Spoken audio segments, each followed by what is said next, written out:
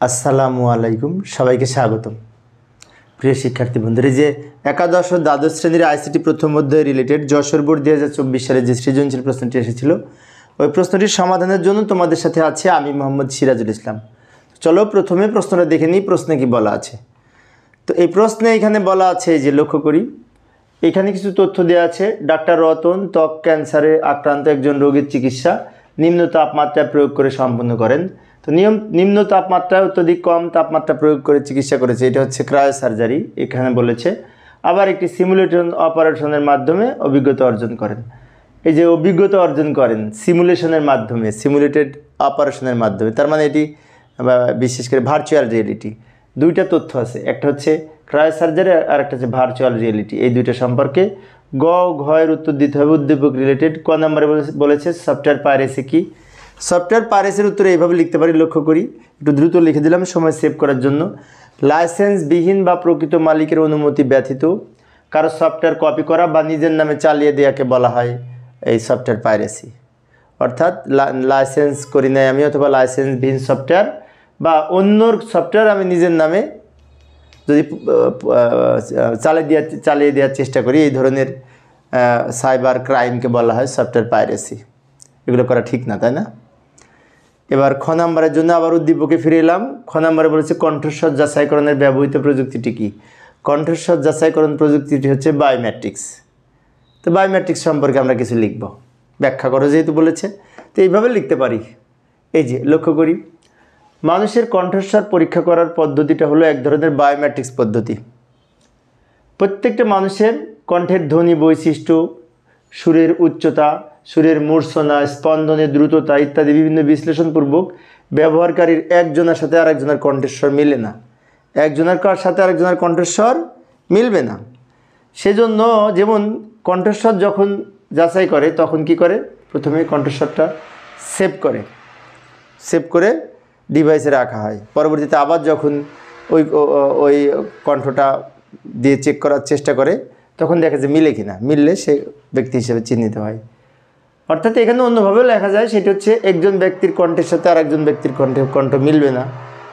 মানুষের বৈশিষ্ট্য এবং মানুষের কণ্ঠস্বরের বিভিন্ন সুরের উচ্চতা ইত্যাদির কারণে এক একজনের কণ্ঠ এক এক রকম হয়ে থাকে। তাই কণ্ঠস্বরের ভিত্তিতে মানুষকে যে আলাদা করে চেনা যায়, এটাকে বলা হয় এক ধরনের বায়োমেট্রিক্স পদ্ধতি।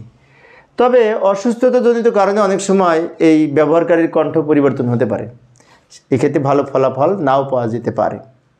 তো এইভাবে আমরা লিখতে পারি। এবার উদ্দীপকে ফিরে যাব। গ নংয়ের জন্য আবার গ নাম্বার পড়ি, কী বলেছে, ডাক্তার রতনের চিকিৎসা পদ্ধতিটি বর্ণনা করো। এখানে এই যে বলা আছে নিম্ন তাপমাত্রা প্রয়োগ করে চিকিৎসা সম্পন্ন করেন না, তার মানে কি, এটা হচ্ছে ক্রায়ো সার্জারি পদ্ধতি সম্পর্কে, চিকিৎসা পদ্ধতি সম্পর্কে বর্ণনা করতে হবে। তো এইভাবে আমরা লিখতে পারি, লক্ষ্য করি, একটু দ্রুত লিখলাম সময় সেভ করার জন্য। উদ্দীপকে ডাক্তার রতনের চিকিৎসা পদ্ধতিটি হলো ক্রায়ো সার্জারি। নিম্নে ক্রায়ো সার্জারির বর্ণনা করব। ক্রায়ো সার্জারি হলো এমন একটা চিকিৎসা পদ্ধতি যার মাধ্যমে অত্যধিক ঠান্ডা তাপমাত্রা প্রয়োগ করে মানুষের চিকিৎসা করা হয়। অত্যধিক ঠান্ডা তাপমাত্রা প্রয়োগ করে চিকিৎসা করা হয়, এই পদ্ধতিকে বলা হয় ক্রায়ো সার্জারি, তাই না? আচ্ছা, ক্রায়ো সার্জারিকে অনেক সময় ক্রায়োথেরাপিও বলে।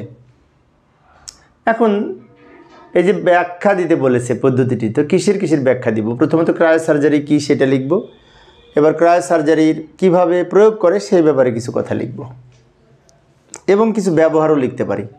তো লক্ষ্য করি এইভাবে লিখতে পারি, ক্রায়োথেরাপিতে টিউমার টিস্যুর তাপমাত্রা 12 সেকেন্ডের মধ্যে কমিয়ে -120 থেকে -100 এই 96 ডিগ্রিতে নামিয়ে আনা হয়।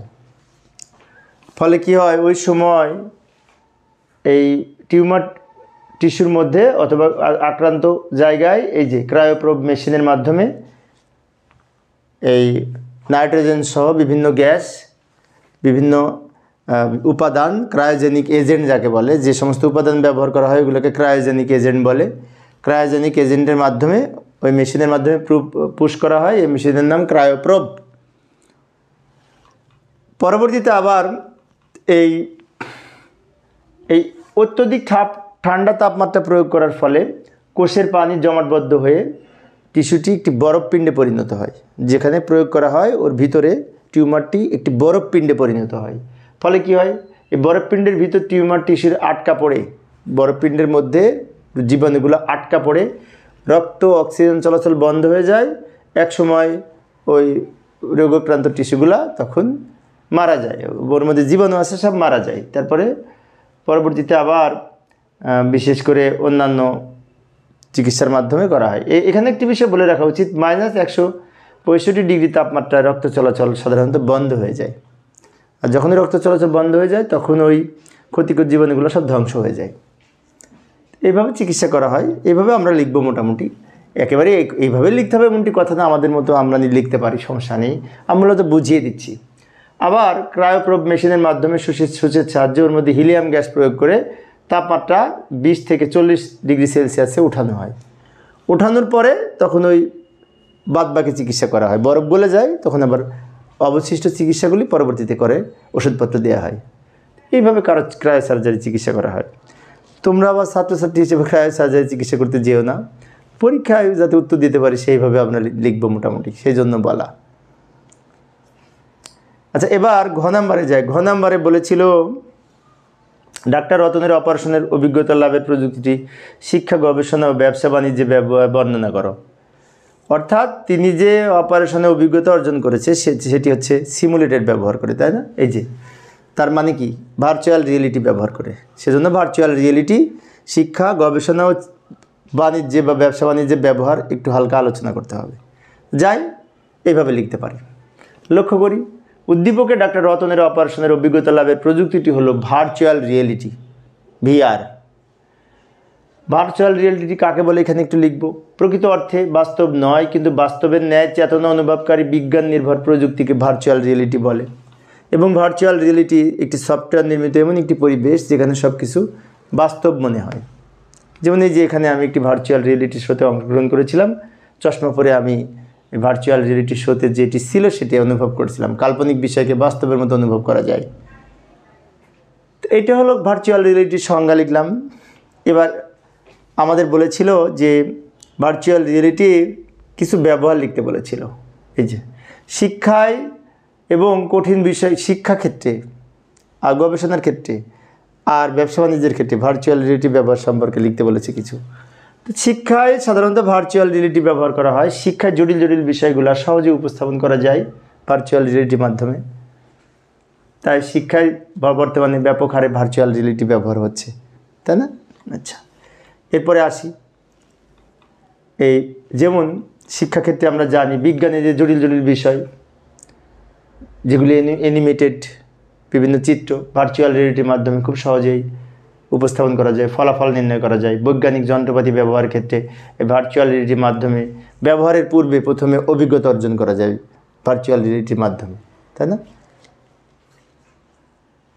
এবার আসি এই গবেষণা ক্ষেত্রেও বা ব্যবসা বাণিজ্যের ক্ষেত্রে ভার্চুয়াল রিয়েলিটি ব্যবহার করা হচ্ছে বর্তমানে। পণ্যের গুণাগুণ যাচাই, মান যাচাই এবং ভার্চুয়াল রিয়েলিটির মাধ্যমে পণ্য ব্যবহারের ক্ষতিকারক দিক আছে কিনা সেগুলিও, বিশেষ করে এর কোনো পার্শ্ব প্রতিক্রিয়া আছে কিনা, তারপরে গুণগত মান যাচাই, এক্ষেত্রেও ভার্চুয়াল রিয়েলিটি ব্যবহার করা হয়। তাহলে আমরা দেখলাম ভার্চুয়াল রিয়েলিটি শিক্ষাক্ষেত্রে ব্যবহার করা হয়, গবেষণার ক্ষেত্রে ব্যবহার করা হয় এবং এই ব্যবসা বাণিজ্যের ক্ষেত্রেও ব্যবহার করা হয়। আমি মোটামুটি বুঝিয়ে দিয়েছি, এর আলোকে তোমরা হয়তো লিখতে পারবে। তো প্রিয় শিক্ষার্থী বন্ধুরা, এই ছিল আমার আজকের আলোচনার বিষয়। তো পরবর্তী আরেকটা বোর্ডের সমাধান করার চেষ্টা করব। দেখার আমন্ত্রণ রইল। খোদা হাফেজ।